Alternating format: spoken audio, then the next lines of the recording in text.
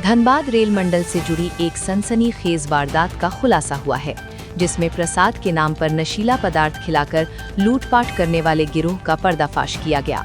11 मार्च को चंबल एक्सप्रेस में सफर कर रही महिला शिवानी को साधु के वेश में आरोपी ने लड्डू दिया, जिसे खाने के बाद वो बेहोश हो गईं। आरोपी उनका सामान लूटकर फरार हो गया और इलाज के दौरान महिला की मौत हो गई। सीसीटीवी और तकनीकी जांच के आधार पर 7 सदस्यीय गिरोह की पहचान की गई। पुलिस ने पीछा कर सभी आरोपियों को गिरफ्तार कर लिया। आरोपियों के पास से नशीली दवाएं और अन्य सामान बरामद हुआ है। ये घटना यात्रियों के लिए बड़ी चेतावनी है कि सफर में अनजान लोगों से कुछ भी न लें। गढ़वा जिले में सड़क हादसे में युवक की मौत के बाद हालात बेकाबू हो गए, जहां आक्रोशित ग्रामीणों ने NH 39 को करीब 5 घंटे तक जाम कर दिया। मृतक की पहचान पंकज कुमार के रूप में हुई है। मुआवजे की मांग को लेकर ग्रामीणों ने पुलिस का विरोध किया और पुलिस वाहन में तोड़फोड़ की। पुलिस द्वारा हल्का बल प्रयोग किए जाने के बाद ग्रामीणों ने पथराव शुरू कर दिया, जिससे स्थिति और तनावपूर्ण हो गई। मौके पर पहुंचे अधिकारियों ने समझाइश देकर हालात को काबू में किया। प्रशासन ने मुआवजे का आश्वासन दिया, जिसके बाद मामला शांत हुआ। फिलहाल क्षेत्र में पुलिस बल तैनात कर स्थिति पर नजर रखी जा रही है। धनबाद की टंडाबार बस्ती में हुए भू धसान के बाद हालात बेहद तनावपूर्ण हो गए हैं, जहां 3 घर जमींदोज हो गए और 3 लोगों की मौत हो गई। हादसे के बाद गुस्साए स्थानीय लोगों ने मौके पर पहुंचे BCCL टीम पर पथराव कर दिया, जिससे अफरा तफरी मच गई। घटना में कई वाहन क्षतिग्रस्त हो गए और अधिकारियों को जान बचाकर भागना पड़ा। प्रशासन ने इलाके में अतिरिक्त पुलिस बल तैनात कर दिया है। प्रभावित परिवारों को सुरक्षित स्थानों पर शिफ्ट किया गया है और राहत कार्य जारी है। अधिकारियों ने मुआवजा और पुनर्वास की प्रक्रिया तेज करने के निर्देश दिए हैं। पलामू में जमीन विवाद से जुड़ी हत्या की साजिश का पुलिस ने खुलासा किया है, जिसमें एक सफेद पोश द्वारा 5 लाख की सुपारी देने का मामला सामने आया है। पुलिस ने कार्रवाई करते हुए 8 आरोपियों को गिरफ्तार किया है और उनके पास से हथियार भी बरामद किए हैं। जांच में पता चला कि सुपारी लेने वाले व्यक्ति का अपहरण करने की भी कोशिश की गई थी। पुलिस की तत्परता से एक बड़ी आपराधिक घटना टल गई। गिरफ्तार आरोपी पहले भी कई मामलों में शामिल रह चुके हैं। पुलिस अब पूरे नेटवर्क और सफेद पोश की भूमिका की जांच कर रही है। रांची में रामनवमी जुलूस के दौरान मोबाइल चोरी की घटनाओं का खुलासा किया है। चुटिया इलाके से 12 से ज्यादा मोबाइल गायब होने के बाद पुलिस ने जांच शुरू की और 3 आरोपियों को गिरफ्तार किया। पूछताछ में पता चला कि आरोपी पश्चिम बंगाल से आकर भीड़-भाड़ वाले आयोजनों में चोरी करते थे। पुलिस ने उनके पास से 16 मोबाइल फोन बरामद किए हैं। आरोपियों के खिलाफ मामला दर्ज कर आगे की जांच की जा रही है। पुलिस ने लोगों से भीड़-भाड़ में सतर्क रहने की अपील की है। देवघर में गर्मी के मौसम के साथ पानी की समस्या बढ़ने पर डीप बोरिंग का कारोबार तेज हो गया है, लेकिन इसमें बड़े पैमाने पर अनियमितताएं सामने आई हैं। करीब 60% बोरिंग वाहन बिना ट्रेड लाइसेंस और जरूरी कागजात के संचालित हो रहे हैं। कई वाहन मोटर अधिनियम के नियमों का उल्लंघन करते हुए क्षमता से अधिक लोड लेकर सड़कों पर चल रहे हैं। इससे दुर्घटना की आशंका बढ़ गई है। जिला परिवहन विभाग ने ऐसे वाहनों पर कार्रवाई की तैयारी शुरू कर दी है। प्रशासन ने सख्त जांच और जुर्माना लगाने की चेतावनी दी है। रांची के रातू इलाके में एक दर्दनाक सड़क हादसे में झारखंड पुलिस की महिला कांस्टेबल रंजीता एक्का की मौत हो गई। वो ड्यूटी के लिए घर से निकली थी, तभी हाजी चौक के पास एक अज्ञात वाहन की चपेट में आ गईं। गंभीर चोट लगने के कारण उनकी मौके पर ही मौत हो गई। पुलिस ने शव को पोस्टमार्टम के लिए भेज दिया है और आरोपी वाहन की तलाश जारी है। बताया जा रहा है कि उनके पति की भी पहले सड़क हादसे में मौत हो चुकी थी। घटना के बाद पूरे परिवार में शोक का माहौल है। जमशेदपुर के गोलमुरी क्षेत्र में पुरानी रंजिश के चलते 2 गुटों के बीच हिंसक झड़प हुई, जिसमें 19 वर्षीय युवक आकाश सिंह पर चापर से हमला किया गया। युवक को गंभीर हालत में अस्पताल में भर्ती कराया गया है। बताया जा रहा है कि आरोपी पहले से घात लगाकर बैठे थे और मौका मिलते ही हमला कर दिया। घटना के बाद इलाके में दहशत फैल गई। पुलिस मामले की जांच कर रही है और आरोपियों की गिरफ्तारी के लिए छापेमारी जारी है। लगातार हो रही ऐसी घटनाओं से कानून व्यवस्था पर सवाल उठ रही हैं। गढ़वा जिले में बड़ी कार्रवाई करते हुए करीब 150 गौवंशीय पशुओं को पकड़ा गया। जिन्हें दूसरे राज्यों में तस्करी के लिए ले जाया जा रहा था। इन पशुओं पर सरकारी टैग भी लगे मिले, जिससे मामला और गंभीर हो गया है। पुलिस ने पशुओं को कब्जे में लेकर प्राथमिकी दर्ज कर जांच शुरू कर दी है। स्थानीय संगठनों ने इसे बड़ा षड्यंत्र बताते हुए कार्रवाई की मांग की है। प्रशासन ने कहा कि टैग की जांच कर दोषियों के खिलाफ सख्त कार्रवाई की जाएगी। गोड्डा जिले में अवैध बालू खनन को लेकर कांग्रेस विधायक प्रदीप यादव ने प्रशासन पर गंभीर आरोप लगाए हैं। उन्होंने कहा कि गैरुआ नदी से बड़े पैमाने पर अवैध बालू उठाव हो रहा है और इसमें मिलीभगत से रोज लाखों रुपए की वसूली की जा रही है। विधायक ने इस पर तत्काल रोक लगाने और जांच की मांग की है। उन्होंने कहा कि इससे पर्यावरण और किसानों पर गंभीर असर पड़ रहा है। प्रशासन से सख्त कार्रवाई की अपेक्षा जताई गई है। गिरिडीह जिले के सदर अस्पताल की स्वास्थ्य व्यवस्था एक बार फिर सवालों के घेरे में आ गई है, जहां सड़क हादसे में घायल युवक के इलाज के दौरान गंभीर लापरवाही सामने आई। परिजनों के अनुसार प्राथमिक इलाज के बाद अस्पताल कर्मियों ने सलाइन की बोतल उनके हाथ में थमा दी और मरीज स्ट्रेचर पर पड़ा रहा। काफी देर तक न तो कोई नर्सिंग स्टाफ मौजूद रहा और न ही उचित निगरानी की गई। इस दौरान परिजन खुद सलाइन पकड़कर खड़े रहे, जिससे अस्पताल की बदहाल स्थिति उजागर हुई। बाद में मरीज को धनबाद रेफर कर दिया गया, लेकिन सवाल उठता है कि क्या अस्पताल में बुनियादी सुविधाएं भी उपलब्ध नहीं हैं? हजारीबाग में 12 वर्षीय बच्ची के साथ दुष्कर्म और हत्या की घटना के विरोध में गिरिडीह में आजसू पार्टी द्वारा कैंडल मार्च निकाला गया। कार्यकर्ताओं ने टावर चौक पहुंचकर पीड़िता को श्रद्धांजलि दी और हम न्याय चाहते हैं के नारे लगाए।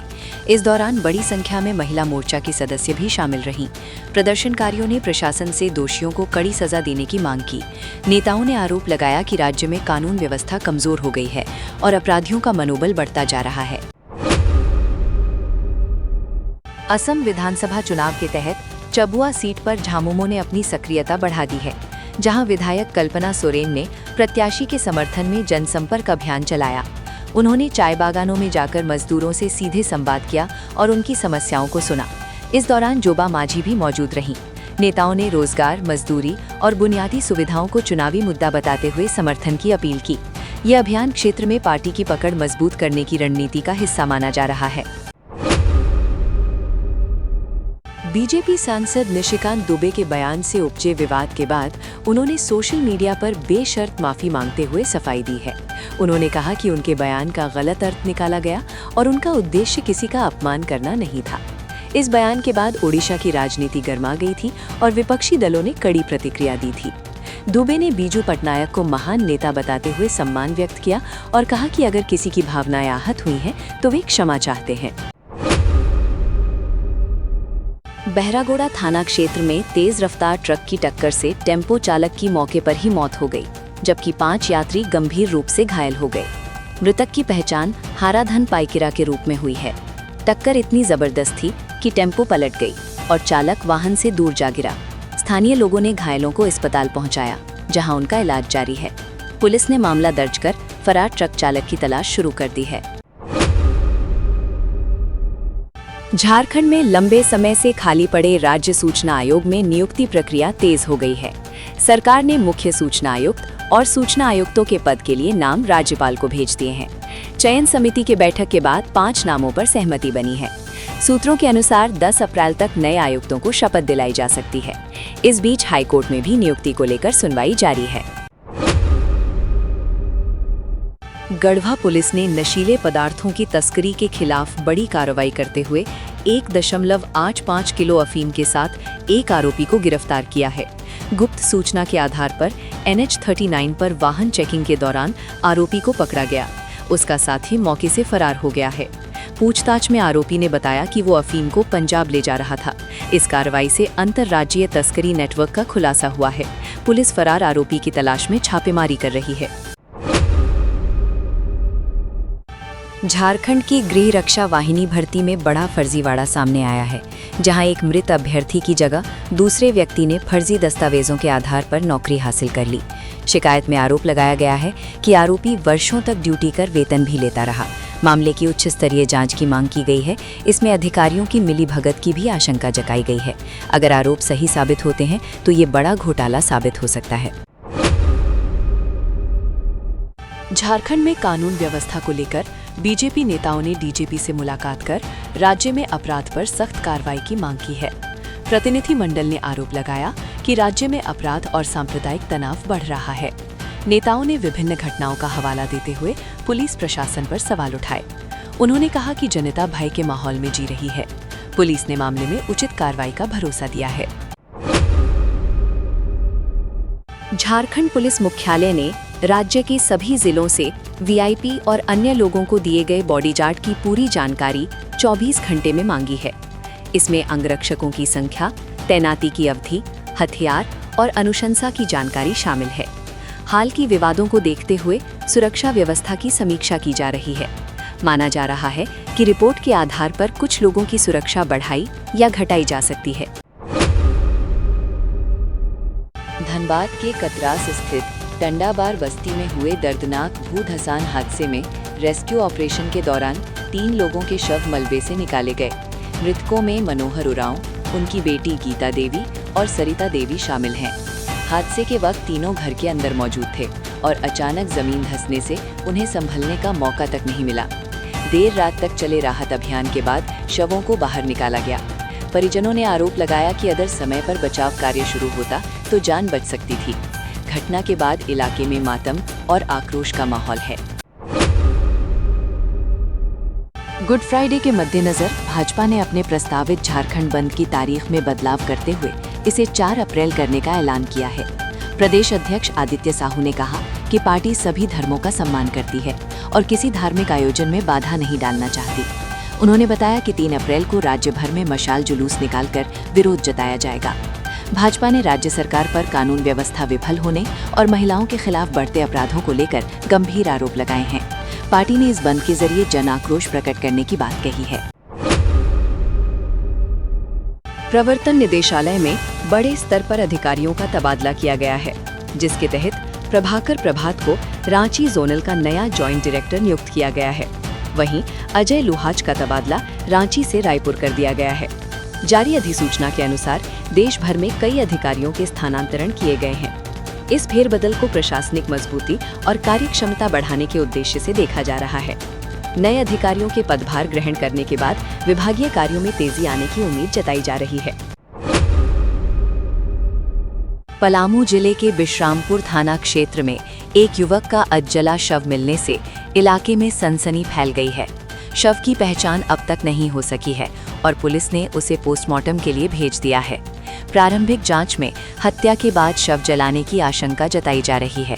ग्रामीणों ने भी मृतक को पहचानने से इनकार किया है, जिससे मामला और उलझ गया है।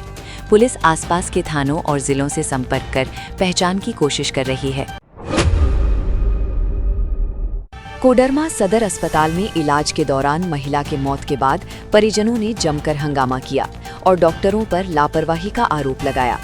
बताया जा रहा है कि महिला घर में सफाई के दौरान गिरकर घायल हो गई थी, जिसके बाद उसे अस्पताल लाया गया था। हालत गंभीर होने पर डॉक्टरों ने उसे रेफर किया, लेकिन इलाज में देरी के कारण उसकी मौत हो गई। घटना के बाद प्रशासन मौके पर पहुंचा और परिजनों को शांत कराने की कोशिश की। फिलहाल शव को पोस्टमार्टम के लिए भेज दिया गया है और आगे की कार्रवाई रिपोर्ट के आधार पर की जाएगी।